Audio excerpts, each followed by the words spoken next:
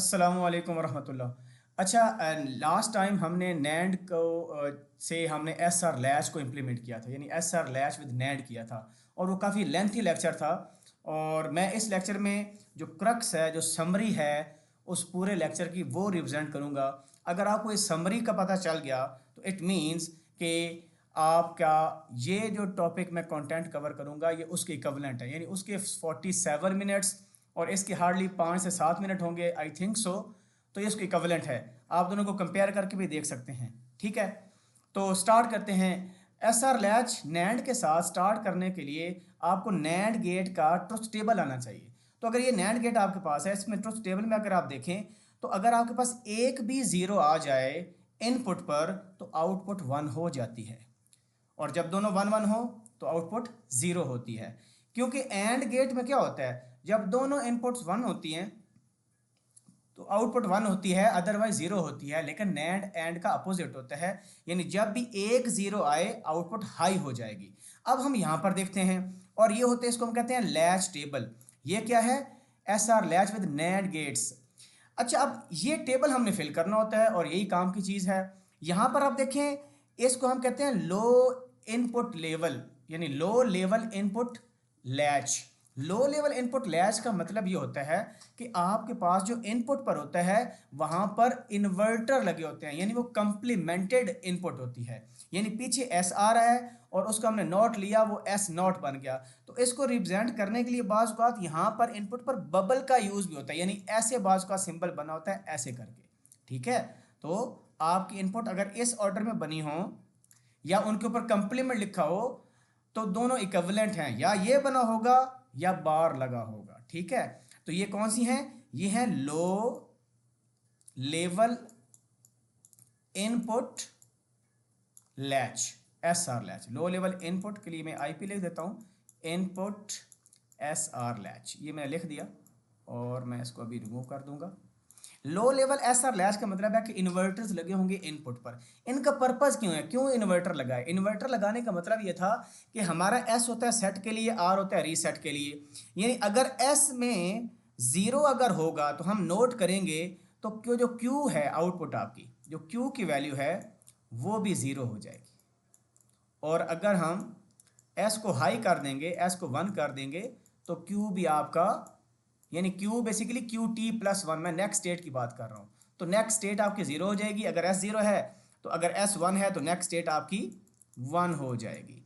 तो इसका मतलब है कि आपका सेट रीसेट एस पर डिपेंड करेगा। एस 0 है तो आपका रीसेट हो जाएगा, यानी क्यू 0 हो जाएगा। एस 1 है तो ये सेट हो जाएगा, यानी क्यू 1 हो जाएगा। ये काम करने के लिए हमने ये नॉट लगाया। ठीक है, अगर हम ये नॉट ना लगाते तो फिर अपोजिट काम करता है। वो कैसे करता है? उसको हम high level input S R latch कहते हैं। उसको वो क्या होता है, अगर एस 0 होगा क्यू हाई हो जाएगा, एस 1 होगा क्यू लो हो जाएगा। ठीक है, तो अब हम क्या करते हैं, अब मैं इसको मैं रब करता हूँ। ठीक है, और बल्कि यहाँ से कर देते हैं, थोड़ा सा मे भी जल्दी हो जाए।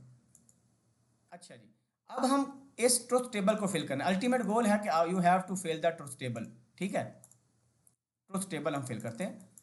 अब आपको low level input S R latch का पता चल गया, हाई लेवल का पता चल गया। तो बस याद रखना है कि अगर एस 0 होगा तो जो नेक्स्ट स्टेट है क्यू टी प्लस 1 वो 0 हो जाएगी, एस 1 तो वो हाई हो जाएगा। अभी हम बनाते हैं, और इसमें प्रॉपर्टी कौन सी यूज़ होती है इसको भी मैं रब करने लगा हूँ, क्योंकि इन्वर्टर हमारे पास यहाँ पर लगे हुआ है। ठीक है,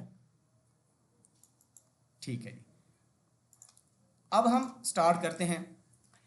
पहले देखते हैं जी, एस कंप्लीमेंट 0 है, आर कंप्लीमेंट 0 है। इसका मतलब क्या है, यहां पर भी 0 है और यहां पर भी 0 है। तो हमें नैंड की इनपुट पर एक भी 0 आ जाए, आउटपुट क्या हो जाएगी, हाई, यानी क्यू भी आपका 1 हो जाएगा, ये भी 1 हो जाएगा। भाई ये दोनों तो इन्वर्टर है आपस में, इसका मतलब क्या हुआ, ये इनवैलिड कंडीशन है। तो आपका simple this is not possible, ये इनवैलिड है, तो हम इनवैलिड लिख देंगे यहां पर ऐसे, इनवैलिड। बिकॉज नैंड की इनपुट पर एक भी 0 आता है, आउटपुट हाई हो जाती है। We don't need any value required for the next state, यानी अब जो प्रेजेंट स्टेट की वैल्यू हमारे पास है वो हमें रिक्वायर्ड नहीं है ये कंप्यूट करने के लिए कि भाई लास्ट क्यू की क्या वैल्यू थी जो इधर आएगी तो आउटपुट आई, वो ज़ीरो आए वो डोंट केयर है बेसिकली। वो क्यू ज़ीरो हो क्यू वन हो, जब एक इनपुट भी आपकी इनपुट ज़ीरो हो गई तो आउटपुट पर आपको हाई मिल जाएगा। ये हमने पहला फेल कर लिया, ठीक है जी। तो पहला स्टेट हमारी कंप्लीट हो गई जब दोनों इनपुट पर क्या होगा, ज़ीरो ज़ीरो होगा। अब हम क्या करते हैं, अब हम अगली इनपुट अप्लाई करते हैं, ठीक है जी। अगली इनपुट क्या है, अगली इनपुट हमारी है जी 0 1, यानी एस कंप्लीमेंट 0 है और आर कंप्लीमेंट क्या है 1 है। ओके, तो हमने जो प्रॉपर्टी क्या पढ़ी कि नैंड की इनपुट पर एक भी 0 आ जाए आउटपुट क्या हो जाती है, हाई हो जाती है। तो इसका मतलब है क्यू क्या हो जाएगा, 1 हो जाएगा। तो अंडरस्टूड है भाई, क्यू अगर 1 होगा तो क्यू कंप्लीमेंट क्या हो जाएगा, 0 हो जाएगा। तो हम क्या कर देते हैं, ये जो क्यू लिखा हुआ है ना, ये बेसिकली नेक्स्ट स्टेट को लिखा हुआ है, क्यू टी प्लस 1 है। और ये भी क्या है, ये उसका कंप्लीमेंट है, ये क्यू टी प्लस 1 है। तो ये हम नेक्स्ट स्टेट कंप्यूट कर रहे हैं। यानी एस कंप्लीमेंट अगर 0 है तो क्यू क्या हो गया आपका, 1 हो गया। अब आप खुद देखें तो यहाँ पर हम क्या लिखेंगे, एस कंप्लीमेंट 0 है तो क्यू टी प्लस 1 क्या हो गया, हाई हो गया, और उसका बार क्या हो गया, लो हो गया। तो आपने सिंपल इनपुट को देखना है कि यहाँ पर 0 है तो आउटपुट हाई हो जाएगी, अगर ये हाई है तो उसका कंप्लीमेंट क्या हो जाएगा, नेक्स्ट स्टेट का 0 हो जाएगा। हाँ, अगर आप 0 और तरीके से देखना चाहते हो तो आपको पता है कि अगर ये 0 था जिसकी वजह से आपके पास यहाँ पर 1 आ गया, ये जो 1 आउटपुट है ये आप किधर जाएगी, ये इधर जाएगी। ये देखिए ये 1 है, ये इधर। अब नैंड के इनपुट पर दोनों 1 है तो आउटपुट 0 आ जाएगी। तो वो तो हमने वैसे ही इंट्यूटिवली यहाँ से देख लिया था कि दोनों कंप्लीमेंट हैं, तो एक निकाल ली, दूसरी आप ऑटोमेटिकली निकाल सकते हैं। सिर्फ इनवैलिड वाला केस होता है जिसमें दोनों 1 1 होते हैं, बाकी हर केस में ये क्यू और क्यू कंप्लीमेंट एक दूसरे के इन्वर्ट होते हैं। ये बात आपको समझ आ गई। अब नेक्स्ट अप्लाई करते हैं जी, नेक्स्ट इनपुट अप्लाई करते हैं। नेक्स्ट इनपुट क्या है आपके पास, इधर मैं लिख देता हूँ नेक्स्ट इनपुट, ठीक है जी। नेक्स्ट इनपुट हमारी है, इसको थोड़ा एडजस्ट कर लो।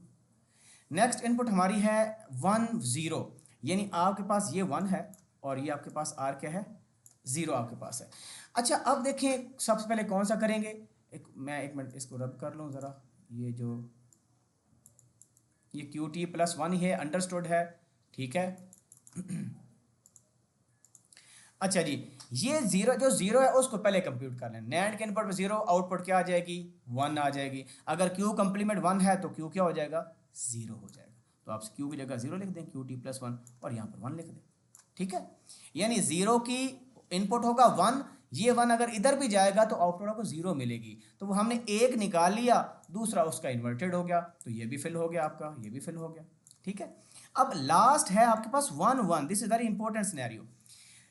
तो 1 1 में क्या होगा कि लेट्स सपोज इसको मैं इरेज कर रहा हूँ, ठीक है। यहाँ पर 1 है, वहाँ पर 1 है। नैंड केस में 1 इनपुट ऐसी है कि अब हमें ये डिटरमिन करना पड़ेगा कि यहाँ पर क्या आएगा। अगर 0 आएगा तो हाई हो जाएगा, 1 है तो लो हो जाएगा। ये ऐसा केस है 1 1 कि इसके लिए आपको पिछली स्टेट का यानी प्रेजेंट स्टेट की इनपुट पता होना चाहिए कि प्रेजेंट स्टेट में क्यू की क्या वैल्यू थी। क्योंकि हमने 1 1 यहाँ पर अप्लाई किया, यहाँ पर आप नोट करें ना 0 है, क्या है, 0 है। तो ये जो क्यू टी प्लस 1 0 अगर है तो इसका मतलब है ये 0 इधर है इस जगह पर, और ये 0 फ्लोट करेगा लाइक दिस, ऐसे जाएगा और इसकी जगह 0 आ जाएगा। हमें पता है अगर ये नैंड 0 है, आउटपुट पहले क्या थी, क्यू कंप्लीमेंट 1 थी, तो अब भी क्या रहेगी, 1 रहेगी। क्यों भाई 1 रहेगी, क्योंकि नैंड की इनपुट पर 0 लगा हुआ है। अगर ये 1 रहेगी तो अंडरस्टूड है ये क्या रहेगी, ये 0 रहेगी। क्यों, क्योंकि 1 का कंप्लीमेंट क्या होता है, 0 होता है। ये इन्वर्टेड है, वो डायरेक्ट है।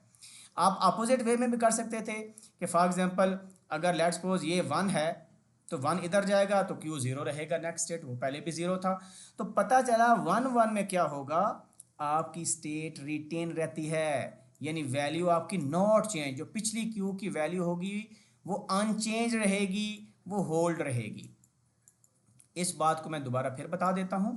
जब 1 1 आता है तो जो पिछली वैल्यू देखें 1 1 इस जगह पर अप्लाई हुआ, इस जगह पर अप्लाई हुआ 1 1 1 1 के लिए आपने पिछली स्टेट क्यू या क्यू कंप्लीमेंट की वैल्यू चेक करनी है, किसी एक की चेक करनी है, ठीक है, दोनों की चेक नहीं करनी, किसी एक की चेक करनी है।